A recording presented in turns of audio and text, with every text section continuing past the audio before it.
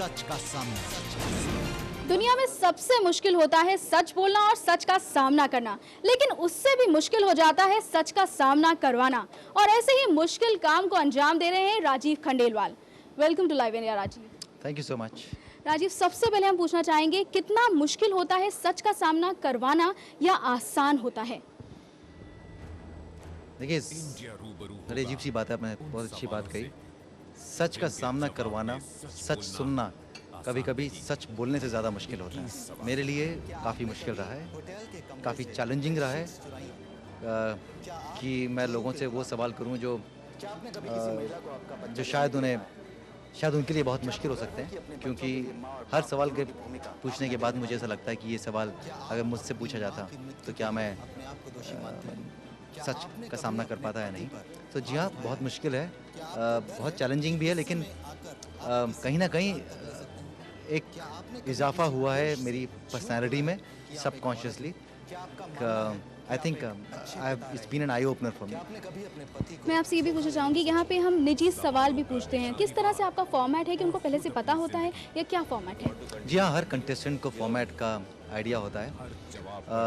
सिर्फ फॉर्मेट का ही आइडिया नहीं होता, उन्हें जो सवाल हैं वो उनसे पूछे जाते हैं। पहले 50 सवाल के साथ में वो एक पॉलीग्राफ टेस्ट देते हैं, जहाँ पर सच और झूठ का फैसला हो जाता है। और उन्हीं 50 सवालों में से 21 सवाल मैं शो पर उनसे पूछता हूँ।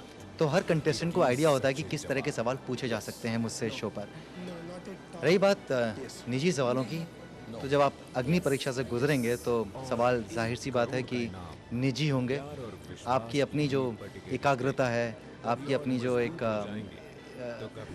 इंटेग्रिटी है, सेल्फ एस्टीम है, उन सबको चैलेंज करेंगे सवाल। उन सब के ऊपर कहीं ना कहीं प्रश्न उठेंगे और सवाल पूछे जाएंगे, तभी तो वो अग्नि परीक्षा माना जाएगा। अगर हम किसी से पूछें कि क्या आपने कभी किसी दुकान से टॉफ़ी चुराई है, तो ये किस किस्म की अग्नि परीक्षा हुई। तो सवाल जी हाँ बिल्कुल निजी होंगे। सवाल उनके लिए काफ़ी निजी हो सकते हैं कि वो कि उनके लिए मुश्किलें खड़ी कर दें, लेकिन अगर आप 1 करोड़ रुपए जीतना चाहते हैं तो आपको इस अग्नि परीक्षा से गुजरना पड़ेगा। राजीव, आपने पहले भी एक रियलिटी शो किया था, डील नो डील, पर वो इतना सक्सेसफुल नहीं हो पाया था। तो क्या इस रियलिटी शो को लेने से पहले आपने काफ़ी बार सोचा, या और इस बारे में क्या आपको लगा इसमें कि अलग है और मेरे को ये करना चाहिए? देखिए, डील एंड ओली जब मैंने होस्ट किया था तो वैसे भी तीसरा सीज़न था उसका और लास्ट स्टेज पर था। मैंने कुल मिलाकर 12 एपिसोड उसके होस्ट किए थे और फिर उसके बाद चैनल डिसाइड किया कि इस शो को ख़त्म कर देना चाहिए। एक अधूरा मेरा एक एक्सपीरियंस रहा, क्योंकि कुल मिलाकर 3 दिन का शूट किया था हमने। इस शो के लिए मुझे तैयारी करनी पड़ी, लेकिन अपने पास से मुझे कहीं कोई मतलब कहीं ध्यान में भी नहीं आया, क्योंकि जब ये शो देखा मैंने तो ये एक नॉर्मल होस्टिंग का शो नहीं है। ये एक साधारण शो नहीं है जहाँ पर आकर आप कुछ चीज़ें पढ़ दें, बोल दें और फिर नंबर देख लें और खेल ख़त्म हो जाए और हम लोगों को में जिज्ञासा बढ़ाएं कि कौन कितना आगे पहुँचा है, कौन जीतेगा, कौन एलिमिनेट होगा।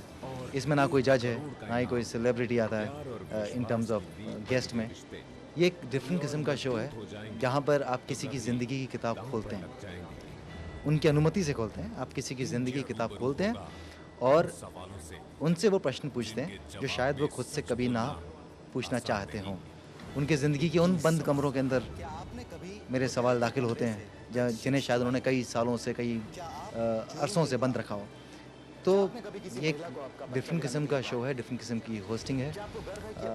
आई होप कि जितने भी कंटेस्टेंट मेरे शो पर आएँ वो उन्हें मुझसे कोई शिकायत ना हो, और मैं उम्मीद करता हूँ कि जब लोग इस शो को देखेंगे तो उन्हें भी पसंद आए। हालांकि इस शो में जो हीरो हैं, जो सेलिब्रिटी होगा या जो हीरो बनेगा वो कंटेस्टेंट होगा।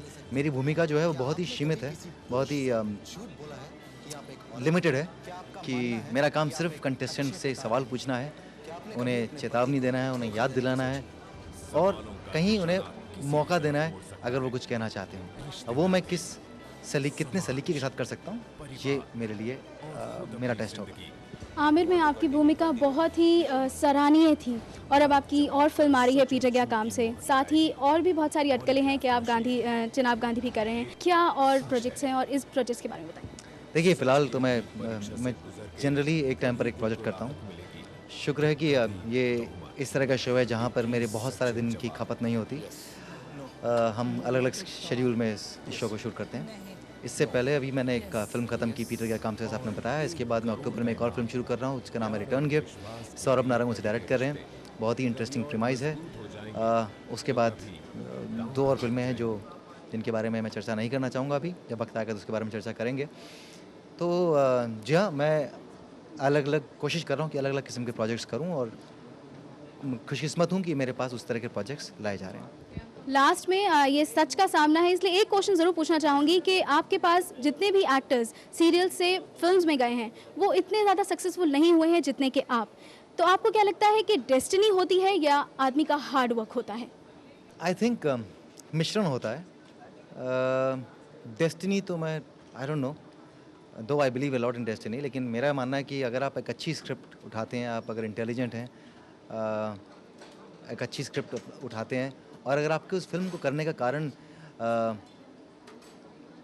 पर भी बहुत डिपेंड करता है कि आप एक फ़िल्म क्यों करना चाहते हैं। क्या आप सिर्फ फ़िल्मों में जाना चाहते हैं इसलिए करना चाहते हैं, या आपको लगता है कि फ़िल्म कमर्शियल है और फार्मूला फ़िल्म है, सक्सेसफुल हो जाएगी इसलिए करना चाहते हैं, या आप वाक़ई उस फ़िल्म में की जो स्क्रिप्ट है उससे कितने करीब महसूस करते हैं और आप जुड़ना चाहते हैं या नहीं।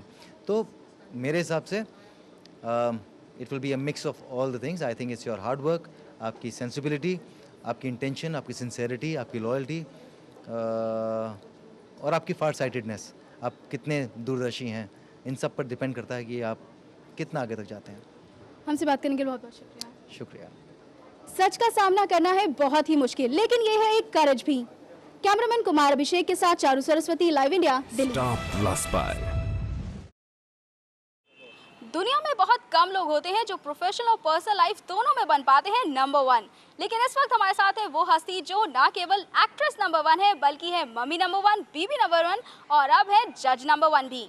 जी हाँ, हम बात कर रहे हैं करिश्मा कपूर की। मैंने 12 फिल्म्स की है देवर जी के साथ, लेकिन कभी भी नाराज, गुस्सा, झगड़ा कुछ भी नहीं। Never. He is a very calm person. Sir इसका राज क्या है कि आप गुस्सा नहीं? जब से ये छोड़ गई है तब से गुस्सा आना शुरू हो गया। कितनी खुशी है आपको? बहुत बहुत बहुत ही खुशी है, एंड इसीलिए मैं इतनी हंस रही हूँ। Thank you. I want to thank the audience कि हमारा शो अप्रिशिएट हो रहा है और वो हमारा शो देख रहे हैं। एंड प्लीज़ कंटिन्यू वॉचिंग हंस बलिए अगले हफ्ते से, जो 9 बजे से होने वाला है। ओके, सब लोग आपका इंतजार कर रहे हैं, सब लोग पूछते हैं करिश्मा कब कम बैक कर रही है, मतलब कब होगा वो? वेल ऑनेस्टली मैंने कुछ डिसाइड नहीं किया है। जैसे मैंने कहा, I am really enjoying doing reality TV. शायद मैं पिक्चर करूँगी। Thank you so thank much. You so much. Karishma फिलहाल एंजॉय कर रही हैं अपना रियलिटी टेलीविजन, पर जल्द आएंगी बड़े पर्दे पर। कैमरामैन सुनील के साथ चारू सरस्वती, लाइव इंडिया, दिल्ली।